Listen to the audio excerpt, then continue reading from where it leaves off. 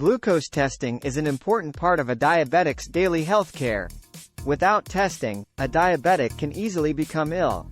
To do glucose testing, a diabetic uses a glucose testing meter, which uses a glucose testing strip.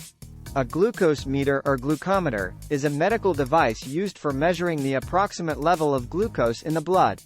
Working principle of glucose meter. The glucose meter determines the concentration of glucose in the solution. Most glucose meters are based on electrochemical technology. They use electrochemical test strips to perform the measurement.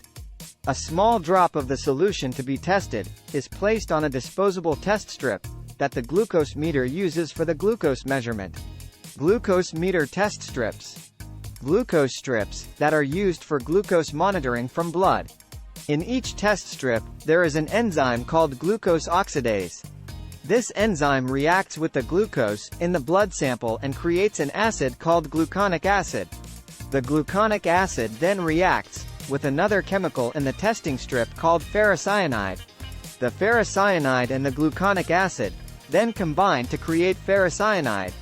Once ferrocyanide has been created, the device runs an electronic current through the blood sample on the strip. This current is then able to read the ferrocyanide and determine how much glucose is in the sample of blood on the testing strip. That number is then displayed on the screen of the glucose testing meter. If you like this video, then please comment, like, share and subscribe my channel.